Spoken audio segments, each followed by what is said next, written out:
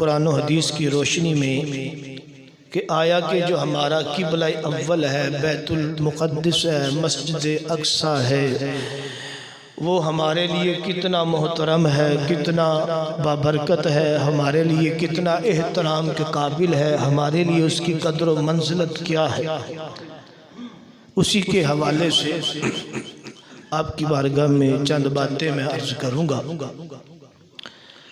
पहले नंबर पे ये याद रखें कि मस्जिद अक्सा जो है, बैतुल मुक़द्दस जो है, ये वो सरज़मीन है कि जहाँ पर सबसे ज़्यादा अंबियाई कराम ठहरे हैं। और इस वक़्त भी जो मिज़ारात अंबिया हैं वो बैतुल मुक़द्दस के इर्द गिर्द आपके अहाते के अंदर सबसे ज़्यादा है। हम मिराज के हवाले से एक आयत मुबारका पढ़ते हैं। सुबहानल्लाह सुबहानल्लज़ी असरा बिअब्दिही लैलम मिनल मस्जिदिल हरामी इलल मस्जिदिल अक्सा। यानी कोई ये ना समझे कि ये कोई ऐसी वैसी जगह है, इसका बाकायदा अल्लाह रब्बुल आलमीन ने अपनी लारैब किताब के अंदर इसका कई बार जिक्र फरमाया है। अब हज़रात जी वक़ात के हजूर को ये ज़मीनी मिराज का वाक़या है, ये ज़मीनी मिराज का वाक़या है। इससे आगे फिर वो सूरत नजम के अंदर आसमानी मिराज का वाक़या मौजूद है। बहरहाल मस्जिद अक्सा तक की तरफ सैर करवाई, क्यों करवाई? आगे अल्लाह तबारक व तआला ने उसका हमें जवाब दिया कि मैंने क्यों सैर करवाई। हालांकि मिराज करवानी तो सीधे मस्जिद हराम से आसमान की तरफ ले जाते, अक्सा जाने का क्या मकसद था? क्यों जी? मिराज अल्लाह ताला ने अपना दीदार करवाना था, महबूब से महवे गुफ्तगू होना था, तो वहाँ से सीधे आसमान की तरफ आका बुलंद हो जाते। लेकिन मिज़ारात पे जाना, मस्जिद अक्सा में जाना, हज़रत मूसा अलैहिस्सलाम की कब्र से गुज़रना, ये सारा कुछ आने वाले लोगों को बतलाना था कि ऐ लोगों याद रखो, अंबिया के मिज़ारात कोई आम मिज़ारात नहीं है, यहाँ पे अल्लाह ने अपनी बरकतें रखी हैं।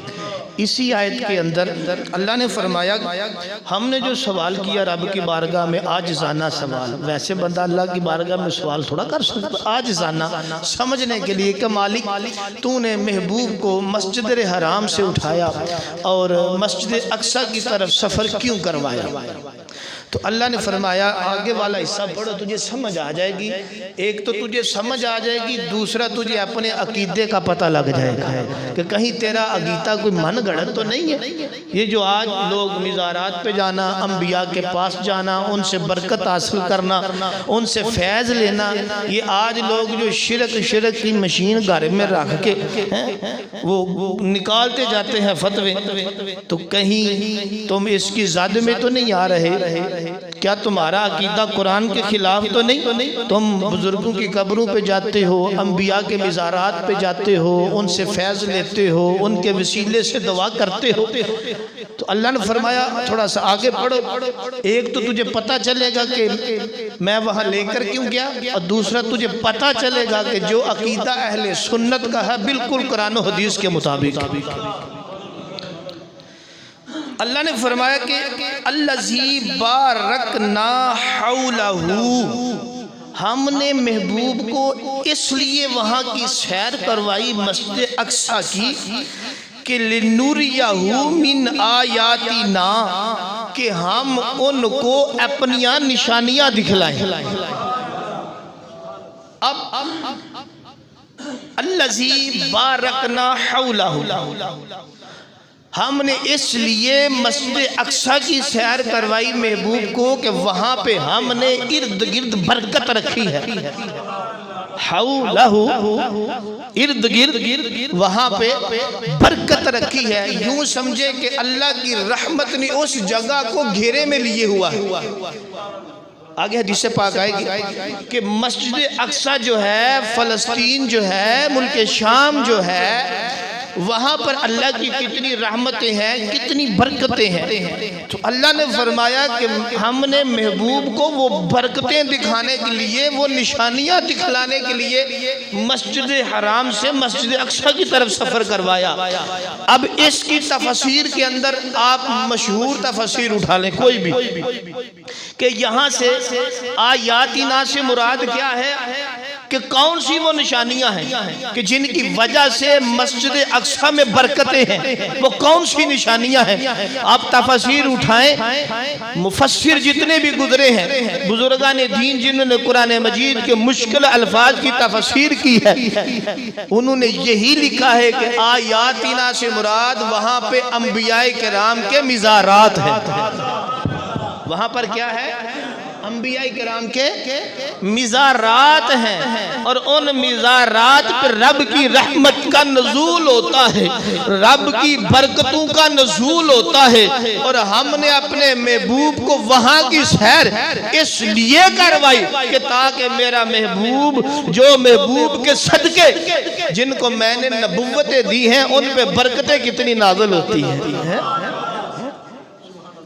ये तो जी एक आयत मुबारका कि जिसमें अल्लाह तबारक व तआला ने इस पाक सरजमीन फ़लस्तीन का, बैतुल मुक़द्दस का, क़िबला अव्वल का जिक्र किया। आइए दूसरी कुरान मजीद की आयत मुबारका सुनिए। अल्लाह ने फरमाया, या कौम उद्खुलुल अर्दिल मुक़द्दसतल्लती कतबल्लाहु लकुम वला तर्तद्दू अला अदबारिकुम फतनक़लिबू खासिरीन। अल्लाह ने फरमाया, या कौम उद्खुलुल, ऐ कौम दाखिल हो जाओ इस अर्द मुक़द्दस में जो तुम्हारे लिए लिख दी गई है।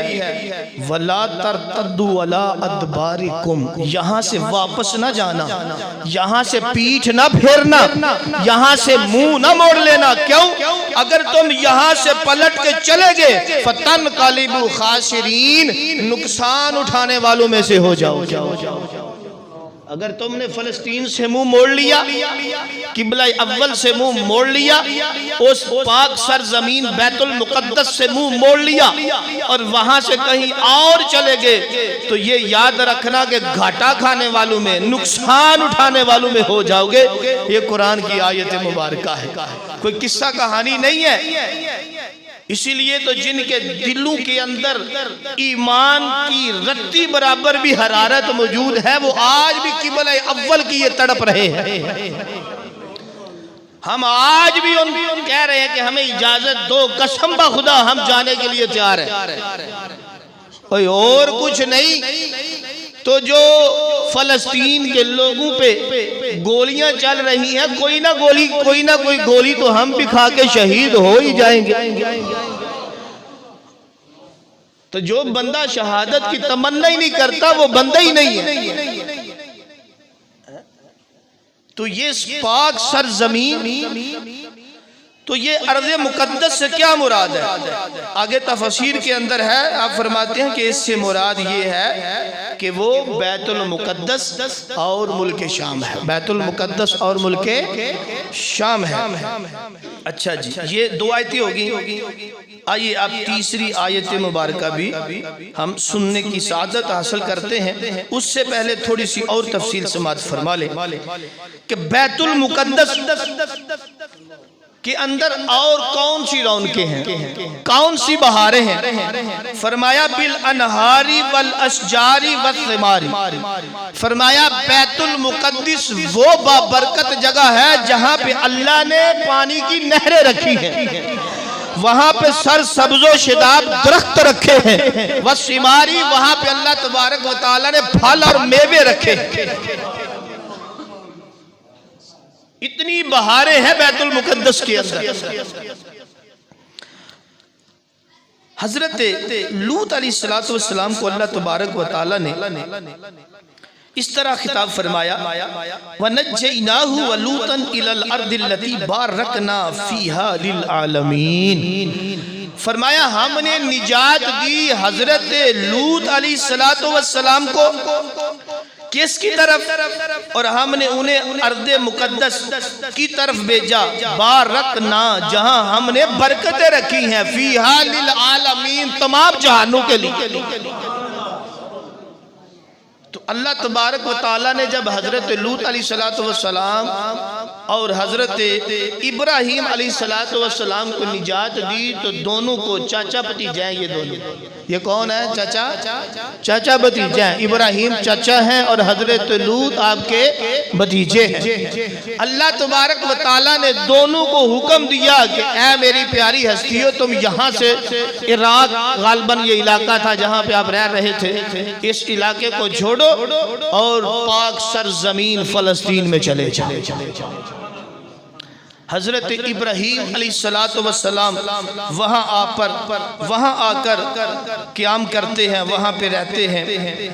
हजरत ज़ीवकार ये तो था, तफसील में जाने का वक्त नहीं है, ये तो था कुरान मजीद की रोशनी के अंदर कि अल्लाह ने बैतुल मुकद्दस को कितना बाबरकत बनाया है, कितना। तो अफसोस है उन लोगों पर जिनके कानों के ऊपर जूं तक नहीं रेंग रही है। कोई अपने लीडर के लिए मर रहा है, कोई अपने लीडर के लिए अपनी बेइज्जती करवा रहा है, कोई अपने लीडर के लिए जिल्लत के उस मुकाम पे जा गिरा है।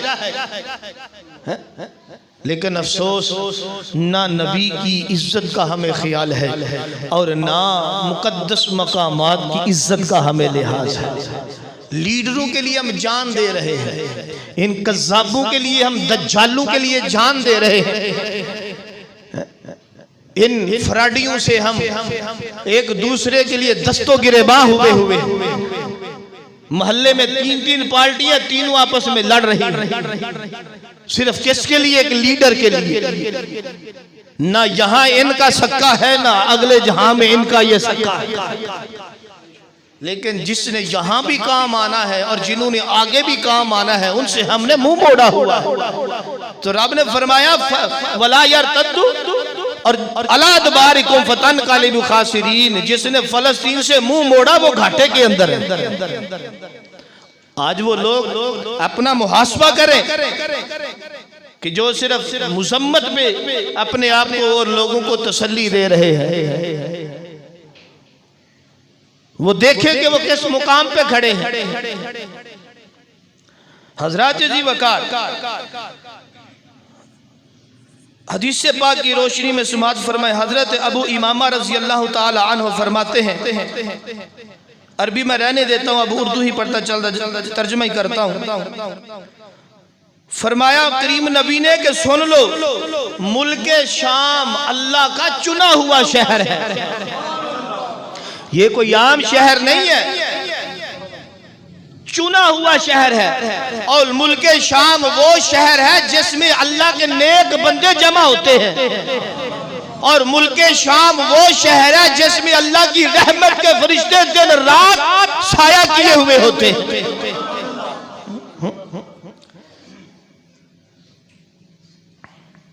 ये मुल्क शाम वालों के लिए खुशखबरी है जी। और वहां पे नमाज के बारे में भी करीम नबी अलैहिस्सलातु वस्सलाम की हदीसें मुबारका हैं। बाहर उससे पहले एक सहाबी रसूल है, उन्होंने अर्ज की मालिक या रसूल अल्लाह सल्लल्लाहु अलैहि वसल्लम, सबसे पहले कौन सी मस्जिद दुनिया के अंदर तामीर फरमाएगी? करीम नबी ने फरमाया अल मस्जिदुल हराम, सबसे पहले मस्जिद हराम बनाएगी। अर्ज की या रसूल अल्लाह इसके बाद कौन सी मस्जिद बनाएगी? फरमाया अल मस्जिदुल अक्सा, इसके बाद मस्जिद अक्सा बनाई गई। अर्ज की या रसूल अल्लाह इन दोनों के दरमियान, इनके तमीर होने के दरमियान कितने अरसे का फासला है? फरमाया अरबऊन सना, इन दोनों के दरमियान 40 साल का फासला है। यानी एक मस्जिद 40 साल पहले बनी है, दूसरी मस्जिद 40 साल बाद बनी है। मस्जिद हराम 40 साल पहले बनी थी और मस्जिद मस्जिद हराम 40 साल बाद में बनी थी।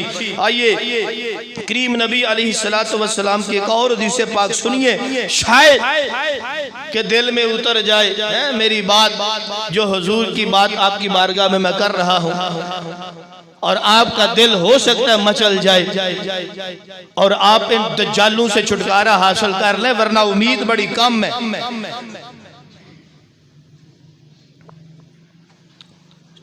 हजरत सुलेमान अलैहिस्सलातु वस्सलाम के बारे में आता है, करीम नबी ने फरमाया कि जब हजरत सुलेमान अलैहिस्सलातु वस्सलाम ने बैतुल मुकद्दस की बिना यानी तमीर मुकम्मल कर ली ना, तो अल्लाह की बारगाह में 3 दुआएं की। कितनी दुआएं की?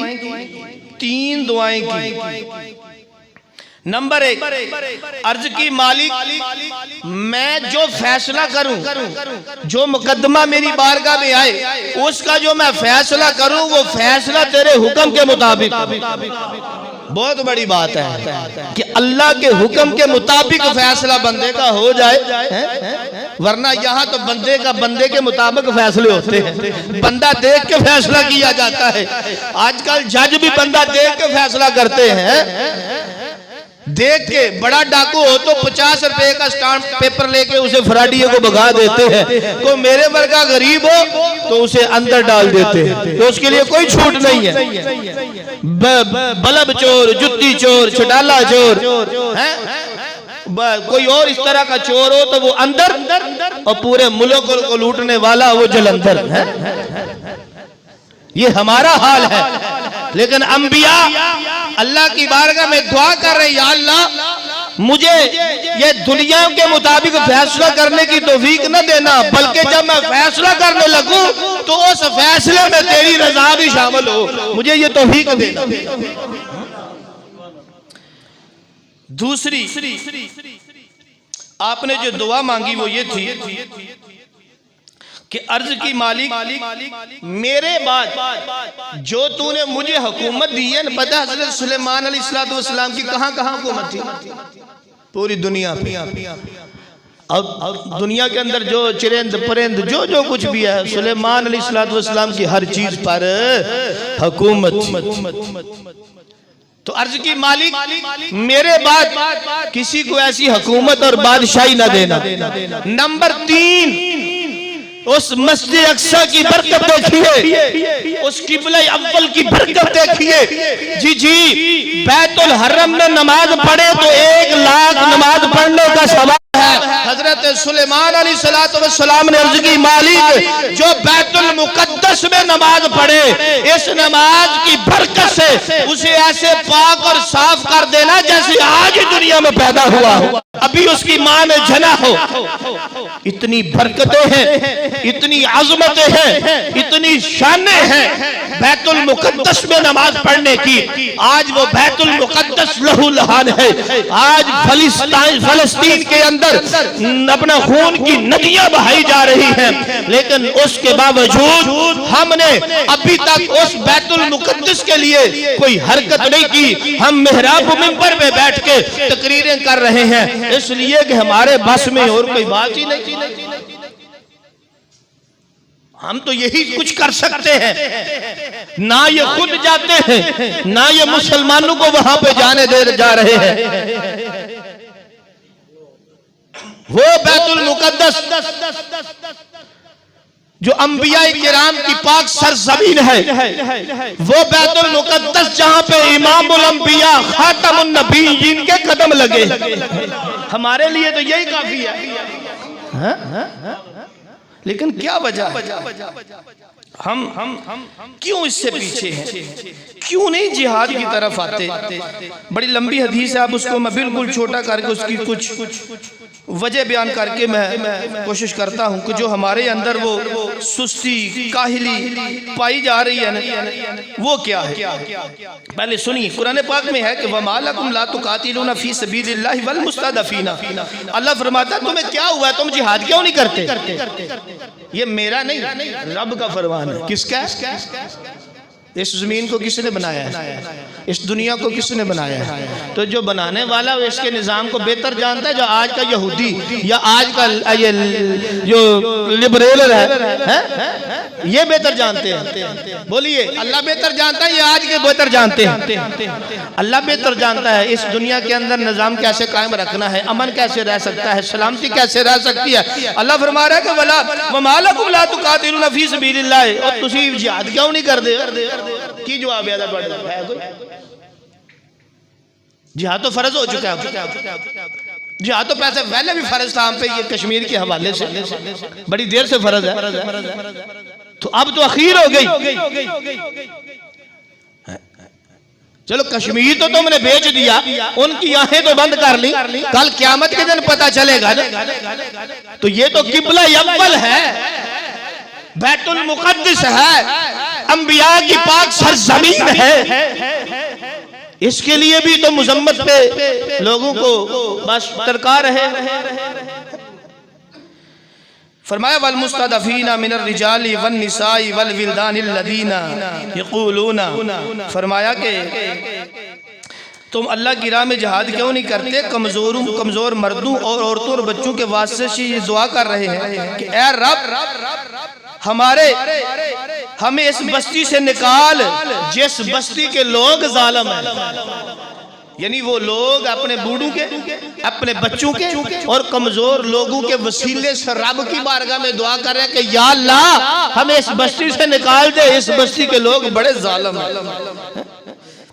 फिर फरमाया कि वजअल लना मिन लदुनका वलिय्यम वजअल लना मिन लदुनका नसीरा, ऐ मालिक अगर ऐसा नहीं तो हमारे लिए कोई मददगार ही भेज दे, हमारे लिए कोई अपनी तरफ से मददगार बना। अब और हमें क्या चाहिए मदद करने के लिए भाई? दुनिया में सबसे बड़ी पावर दुनिया के लिए क्या है? Atom bomb. बोलो सबसे बड़ी ताकत यही है दुनिया के अंदर है। ਤੁਹਾਡੇ ਕੋਲ है कि नहीं? इनू पाड़े बढ़ा हड़ो 5-7 होर एटम बम दे हड़े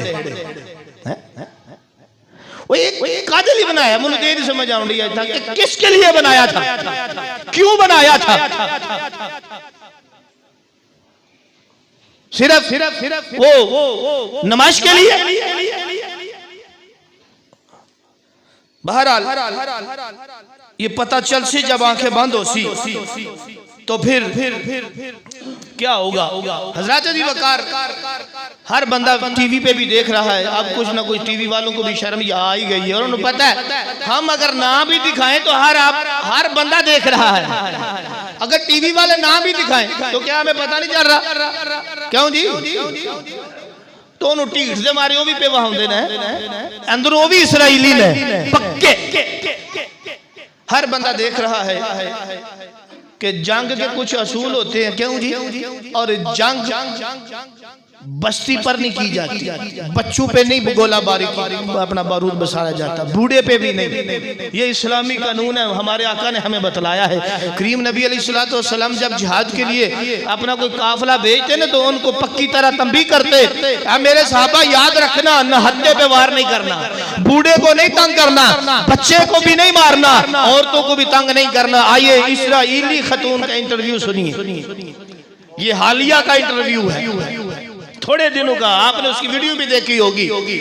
वो इस्राइली खतून कहती है कि मेरे घर के अंदर हमास के 3 मुजाहिद आ गए, हमास तंजीम के 3 मुजाहिद आ गए।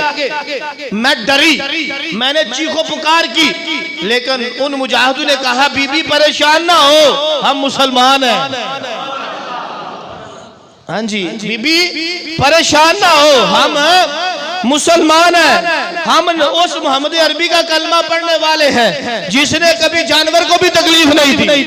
बीबी परेशान ना हो, हम उस मोहम्मद अरबी के गुलाम हैं जिसने हमें बतलाया है क्या मेरे मुजाहिदों जंग के असूल होते हैं, वहां पे ना बच्चों को तंग करना ना औरतों को तंग करना। वो बीबी कहती है कि पहले तो मैं डर गई, लेकिन जब उन्होंने मुझे तसल्ली दी, वो कहती है वो मुजाहिद 2 घंटे मेरे घर में रहे या 3 घंटे मेरे घर में में रहे। आप वो वीडियो के अंदर वो सारा है, वो कहती है कि वहां पे मेरे घर में केले पड़े हुए थे, वहां मुजाहिदीन में से एक मुजाहिद को भूख महसूस हुई, लेकिन कुर्बान जाऊं उस मुजाहिद पर भी, उसने वैसे ही नहीं उठा लिए। वो कहती है कि पहले मुझसे इजाजत मांगी फिर उसने केले खाए। ये है मुसलमान, ये है मुजाहिद। वो कहती है कि 2 घंटे मेरे घर में रहे, उन्होंने मुझे कोई नुकसान नहीं पहुंचाया। मैंने कहा बीबी पहुंचाते भी कैसे? उन्होंने मोहम्मद अरबी का कलमा पढ़ा था, उन्होंने अमेरिका का कलमा नहीं पढ़ा था, जो उलमा को भी नहीं देखते, छोटे छोटे बच्चों को भी नहीं देखते, उन्होंने मोहम्मद अरबी का कलमा पढ़ा था। उन्हें पता है कि जंग के कोई असूल होते हैं।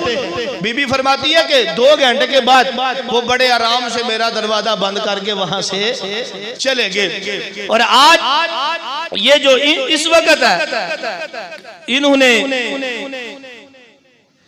अस्पताल के ऊपर भी बम गिराया और कम 600-700 के करीब बच्चे शहीद हो गए। अब तो वीडियो नहीं देखी जाती कि बाप के एक हाथ में बच्चे का धाड़ा है, दूसरे हाथों में नीचे वाला धाड़ा है, यहाँ तक कि माओ के शिकमों के अंदर बच्चे शहीद हो गए, लोगों ने हाथों में उठाए हुए हैं। अरे मुसलमान, तेरी मुसलमानी कहाँ सो गई? अरे ईमान वाला, तुम्हारी ईमान की हरारत कहाँ चली गई? कहाँ गए वो दावे कि मुसलमान आपस में भाई भाई है? करीम नबी ने फरमाया कि मुसलमान के किसी एक हिस्से को तकलीफ हो, पूरे हिस्से को तकलीफ महसूस होती है। कहाँ गई वो मुसलमानी? अब तो वहां पे देखने के हालात, हम यहाँ पे वीडियो अपनी पूरी देख सकते, जिसके अंदर ईमान की रत्ती हो ना जरा बराबर भी, और वो वालिदैन अपना तोड़े के अंदर, कपड़े के अंदर अपने बच्चों के टुकड़े उठा रहे हैं, और यहाँ इनके बच्चे अय्याशियां कर रहे हैं, मुसलमानों के बच्चे कत्ल किए जा रहे हैं, मुसलमानों की नस्ल कुशी की जा रही है, उनकी माओ को जिंदा मारा जा रहा है, बूढ़ों को मारा जा रहा है ताकि मुसलमान खत्म हो जाए। लेकिन इनको ये बड़ा गलतफहमी है। याद रखो, ये मुसलमान और इस्लाम कभी खत्म नहीं होंगे। इस्लाम की फितरत में खुदा ने लचक रखी है, ये दोबारा उभर कर फिर गालिब आता है। लेकिन याद रखो, शेर की 1 दिन की जिंदगी गिद्दड़ की 100 साल जिंदगी से बेहतर है। बुज़दिल भी मर जाता है, बहादुर भी मर जाता है, लेकिन दोनों में फर्क होता है। कल क़यामत तक बुज़दिल को ताने मिलते रहेंगे, यार बड़ा बड़ा बुज़दिल ही इंज दासी, लेकिन जेड़ा बहादुर होए ते बहादुरी दी मौत विच मरे, शुजाअत विच मरे, शहीद हो जाए तो लोग ओदी क़यामत तक तारीफ कर दे, वाह बड़ा बहादुर। की गल, जेड़ा बुज़दिल ने मरना नहीं, वो बोलो कि नहीं, इस्लाम मरना है, हर एक ने मर जाना है। लेकिन अफसोस इस बात का है कि हमें मौत को जो है ना वो बुला बैठे हैं, और हमने मौत के साथ मोहब्बत कर ली और दुनिया के साथ मोहब्बत कर ली, और दुनिया का माल आप देखें, अभी थोड़े दिन पहले सबने पढ़ा होगा कि इतने डॉलर पाकिस्तान को दिए गए, इतनी ग्रांट दी गई है। ये ग्रांट नहीं, ये रकम नहीं, ये हड्डी डाली है उन्होंने अपने कुत्तों के मुंह के अंदर। लो भाई तुमने बस मुजम्मत तक काम रखना है। जी किसी को बात कड़वी लगती है तो बेशक लगे, मुझे इससे कोई खौफ नहीं है। उन्होंने हड्डी डाली है, हड्डी इन कुत्तों के मुंह के अंदर। लो भाई चूसते रहो और मुजम्मत करते रहो। तुमने ना शाहीन बाहर निकालना है, ना खालिद बाहर निकालना है, ना एटम बम बाहर निकालना है, ना फौज को बाहर निकालना है। लिहाजा तुम मुजम्मत करके खामोश हो जाओ, तुम्हारी आवाम इसी पे खुश हो जाएगी। सुभान अल्लाह, हम इसी पे खुश हैं। करीम नबी अलैहिस्सलातु वस्सलाम की हदीस पाक सुनी और तर्जुमा समात फरमा ले। बस उसी करीम नबी ने फरमाया कि अनकरीब तुम पर लोग ऐसे टूट पड़ेंगे सारी कौमें, जिस तरह एक प्याला यानी खाने वाला प्याला रखा हो ना, तो वहां पे नहीं है ये बिरयानी पे टूटते, बिरयानी की प्लेट हो सारी उस पे टूट पड़ते हैं। करीम नबी ने फरमाया कि एक ऐसा जमाना आएगा कि कौमें तुम पर इकट्ठी होके एक प्याले खाने वाले प्याले पे जिस तरह टूटती है वो सारी तुम पर टूट पड़ेंगी। आगे से सहाबा ने अर्ज की, या रसूल अल्लाह, क्या हम उस वक्त थोड़े होंगे? सुनिए, करीम नबी ने फरमाया, गैब दान नबी ने फरमाया, मेरे गुलाम नहीं, उस वक्त हम थोड़े नहीं होगे, बड़ी तादाद होगी तुम्हारी, लेकिन इस तरह हो जाओगे जिस तरह समुंदर की जहाज होती है। मैं तो लफ्ज़ थे दूजा बोलने पर मैं मसीते बैठा था, जैसे समुंदर की, बोलो तो ये वही हाल नहीं हमारा, समुंदर की झाग की तरह बैठे हुए, वो थोड़ी देर के लिए वो पानी छलाटा मारता है, झाग बनती है, फिर उसी तरह बैठ जाते हैं। तो क्या होगा? करीम नबी अलैहिस्सलाम ने फरमाया कि वो इसलिए होगा कि उनको वहन हो जाएगा, उनको वहन हो जाएगा। वहन क्या था? करीम नबी ने फरमाया कि उनको ना दुनिया से मोहब्बत हो जाएगी। दुनिया से, बोलो दुनिया से, ईमानदारी ना दसो अच्छा दुनिया ना मोहब्बत नहीं होगी। हर चीज़ है दुनिया, मैं अपने अल देखना पे, हर बंदा अपने इर्द गिर्द माल इकट्ठा करने की गरज में है, बस किसी तरीके से भी आए, हलाल तरीके से आए, हराम तरीके से आए, इसकी कोई परवाह नहीं, लेकिन माल आए, हमें माल की तमन्ना लगी हुई है। हाय अमाल इकट्ठा कर ले, अमाल इकट्ठा कर ले हैं, आगाह अपनी मौत से कोई बशर नहीं है। समा 100 बरस का मगर पल की खबर नहीं है। पड़ोलियां च दाने हैं, हमारे पड़ोलियां च दाने 20 साल के इकट्ठे चावल हर चीज, लेकिन मरने का पता ही नहीं कब मर जाए, फिर ये किसने खाने हैं? हुजूर अलैहिस्सलाम ने एक और हदीस पाक सुनिए, फरमाया, ए मुहाजिरीन की जमात, मैं तुम पे ऐसी जो है ना वो 5 चीज़ें, मैं खुलासा सुनाने की कोशिश करता हूँ कि तुम पर ऐसी 5 चीज़ें मुसल्लत होंगी, तो उनसे मैं पनाह मांगता हूँ, उनसे मैं पनाह मांगता हूँ कि तुमको वो पहुँचे। वो कौन कौन सी थी? फरमाया कि सबसे पहले तुम लोगों में बेहयाई आम हो जाएगी। ये जिहाद से मुंह मोड़ना और बुज़ली दिखाना और मौत को गले लगाने से डरना, ये पहली वजह है। करीम नबी ने फरमाया कि तुम में बेहयाई आम हो जाएगी। और याद रखो, तुम में ऐसी ऐसी बीमारियां फैलेंगी जो पहले लोगों पे नहीं गुजरी होगी। कदी कोरोना तो कदी और कुछ, कदे पोलियो, कदी पोलियो के नाम ते जहर, कदे कोरोना के नाम ते जहर। हाय हाय मुसलमान, कब सुधरेगा तू? जब अपने कलेजे को हाथ पड़ेगा। फिर क्या तुझे वो मासूम बच्चे याद नहीं आ रहे? क्या उनकी आहें सुस्कियां, उनका बिलकना, खून में लथपथ होना तुम्हें क्यों नहीं जगा रहा? कब? कि जब अपने कलेजे को हाथ पड़ेगा फिर उठेगा। लेकिन याद रख, फिर वक्त गुजर चुका होगा। जैसे वो तड़प रहे हैं वैसे ही हम तड़पेंगे, हमारी मदद को कोई नहीं आएगा। हाँ जी। नंबर 2 फरमाया कि ऐ मेरी कौम, हुजूर फरमा रहे हैं कि मेरी कौम नाप तोल में कमी करेगी, नाप तोल में कमी करेगी, मिलावट करेगी। और जब ऐसा काम करेगी तो क्या होगा? अल्लाह के हबीब ने फरमाया कि फिर उन पे कहत साली और जालिम बादशाह मुसल्लत कर दिए जाए। हूँ समझ लगी जे ये क्यों आते ने साढ़े ते बार बार? हम अपने आप को ठीक नहीं कर रहे। हम मिलावट का ना धंधा छोड़ते हैं, ना काम तोलना छोड़ते हैं। हम समझते हैं कि काम तोल के हमने बड़े पैसे कमा लिए। बड़ा होगा तो 10-20 रुपए कमा लोगे, और कितने कमा लोगे? लेकिन याद रखो कि फिर ये क़यामत के दिन जब सर पे पड़ेगी तो फिर पता चलेगा। इसकी बड़ी बड़ी लंबी तफसीरें हैं, बहरहाल मैं सिर्फ 5 चीज़ों का जिक्र करना चाहता हूँ। फरमाया कि अपनी जो माल होगा ना, माल उससे ज़कात नहीं देंगे, तो जब ज़कात नहीं देंगे आसमान से बारिश रोक ली जाएगी। ये जो बारिश होती है ना, अल्लाह के हबीब ने फरमाया अगर जमीन पे जानवर ना हो तो इनको कभी भी बारिश ना दी जाए।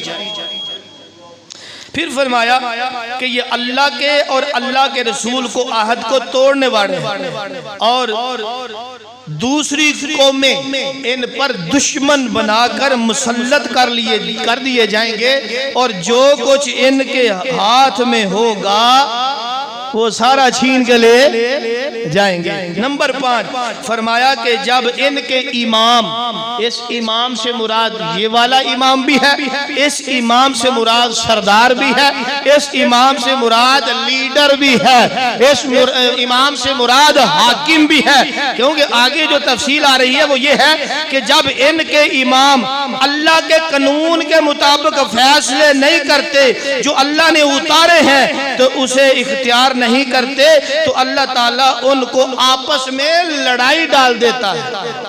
लड़ते पे ना कि नहीं, एक दूसरे के दस्तों गिरेबान है कि नहीं, वो आता तो उसे जेल में डाल देता है, वो आता तो उसे जेल में डाल देता है, आपस में दस्तों गिरेबान है।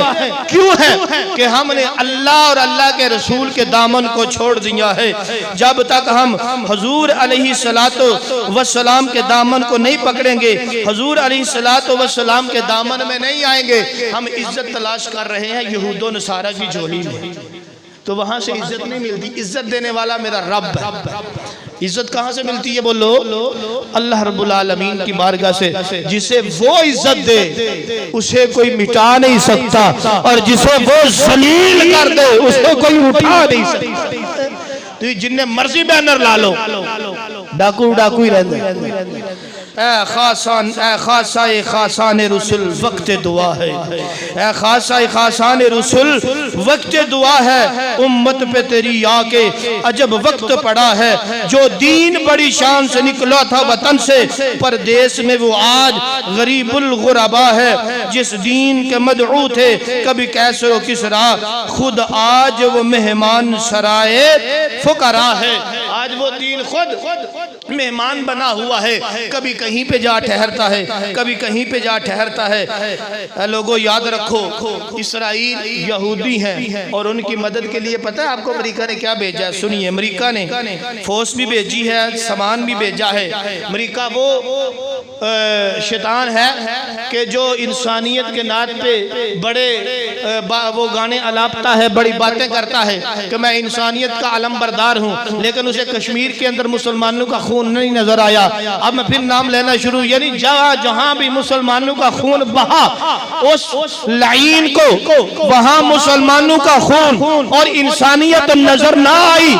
लेकिन जब यहूदो नसारा के परखच्चे उठाए गए उसको इंसानियत भी नजर आई। फिर उसने इमदाद भी भेजी, फौज भी भेजी, लड़ाके हथियारे भी भेजे, यहाँ तक कि F-15, F-16, F-35 और 10 ये सब लड़ाके हथियारों के नाम हैं। और उसने वहां पे इसराइल को इमदाद के लिए भेजे हैं कि वो मजलूम मुसलमान फलस्तीनों का मजीद खून बहा सके और मजीद उनकी नस्ल कुशी कर सके। लेकिन आज हम हैं कि हम हाथ पे हाथ तरह बैठे हुए हैं और सिर्फ नारों से काम चला रहे हैं। लेकिन वो यहूदी, वो ईसाई, वो नसरानी, वो मजूसी, वो काफिर, वो मुशरिक एक पेज पे इकट्ठे। हुजूर ने फरमाया ना, हुजूर का फरमान तो झूठा नहीं हो सकता कि हो सकता है। बोलो, हुजूर ने फरमाया कि ये सारे एक हैं, ये सारे एक हैं। हम एक नहीं हो रहे, हमारे अंदर यकानियत नहीं आ रही, हम इत्तेहाद नहीं कर रहे। इसलिए नहीं कर रहे कि हमें दुनिया का लालच चाहिए, हम दुनिया के माल के पीछे हैं। तो मेरे भाई याद रख, जगह जी लगाने की दुनिया नहीं है, जगह जी लगाने की दुनिया नहीं है, ये इबरत की जा है तमाशा।